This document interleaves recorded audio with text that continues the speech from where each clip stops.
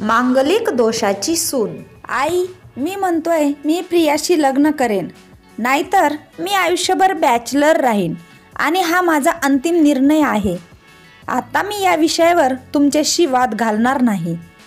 तेव्हा अभिषेकची आई सावित्री म्हणाली, बेटा, तुला का समजत नाही? आम्ही तुझ्यासमोर प्रियाची कुंडली पंडितजींना दाखवली होती आणि त्यांनी प्रियाच्या कुंडलीतील मांगलिक दोष सांगितला होता. आता मला सांगा, सर्व काही माहीत असूनही आम्ही तुमचा विवाह मांगलिक मुलीशी कसा करू? मांगलिक दोष असलेल्या व्यक्तीचा जीवनसाथी लवकर मरतो, हे तुम्हाला माहीत नाही? म्हणूनच मी तुम्हाला समजावत आहे, प्रियाला विसरून जा.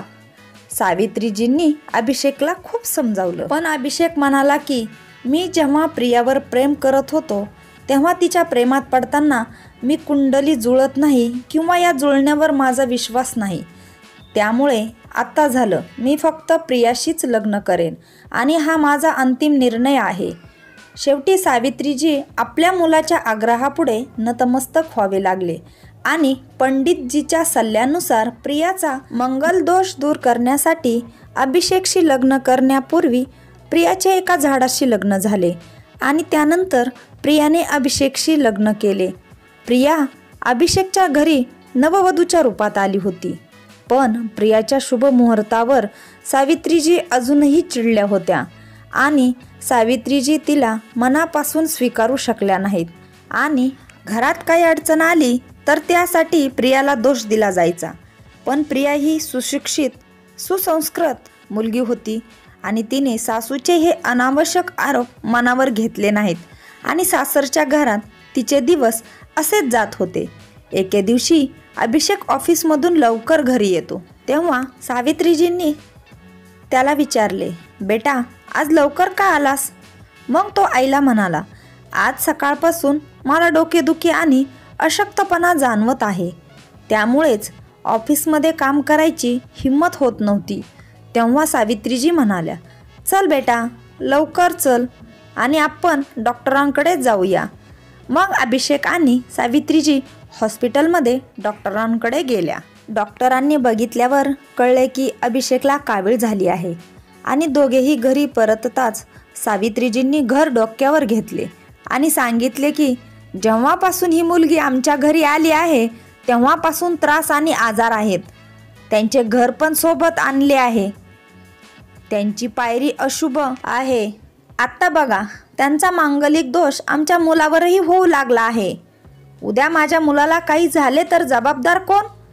तेव्हा प्रिया म्हणाली, आई प्लीज, अजून किती अपमानित करणार आहात मला? आजपर्यंत मी गप्प बसले होते, कारण सासरच्या मोठ्यांसमोर उत्तर न द्यायला पप्पांनी शिकवलं होतं. पण आज तुम्ही मर्यादा ओलांडली आहे.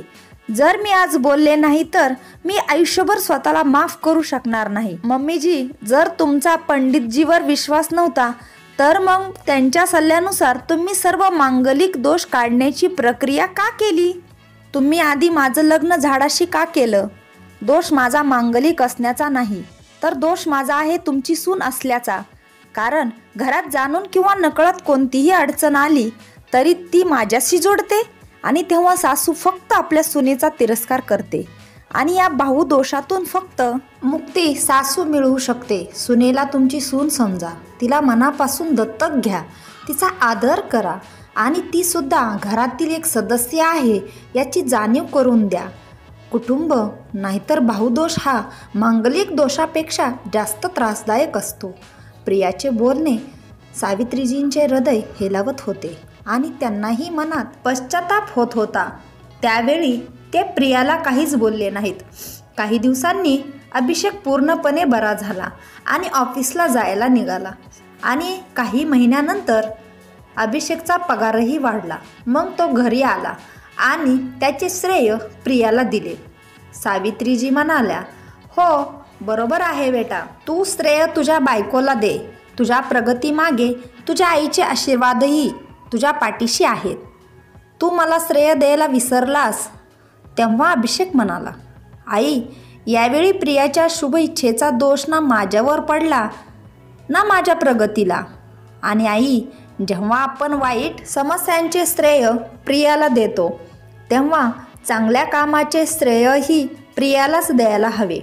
आज सर्व काही प्रियाला जाते. अभिषेक हसत म्हणाला. तेव्हा प्रिया म्हणाली, अभिषेक, तू पण माझ्याबद्दल असा विचार करतोस का? तेव्हा अभिषेक म्हणाला, नाही प्रिया, अजिबात नाही. उलट मला आईला समजवायचे आहे की सुख आणि दुःख हे आपल्या आयुष्याचा एक भाग आहे आणि आयुष्यात कधी सुख असते तर कधी दुःखही असते. यासाठी आपण आपल्या घरातील सदस्यांना किंवा आपल्या सुनेला दोष देणे योग्य नाही. तेव्हा सावित्रीजी म्हणाल्या, बेटा, तू बरोबर आहेस. तू आणि तुझी प्रगती मला या खोट्या दोषातून बाहेर काढण्यासाठी पुरेशी आहे. आज मी शपथ घेते की आजच्या नंतर मी प्रियाला काहीही दोष देणार नाही. हे ऐकून प्रियाला आज खूप आनंद झाला, कारण आज तिच्या सासूने तिला मांगलिकाच्या दोषापासून तसेच सुनेच्या दोषापासून मुक्त केले होते. तुम्हाला ही सासू सुनेची कहाणी कशी वाटली ते कमेंट करून नक्की सांगा. अशाच नवनवीन गोष्टी ऐकण्यासाठी रेणुका व्हॉइस चॅनलला सबस्क्राईब करा. धन्यवाद.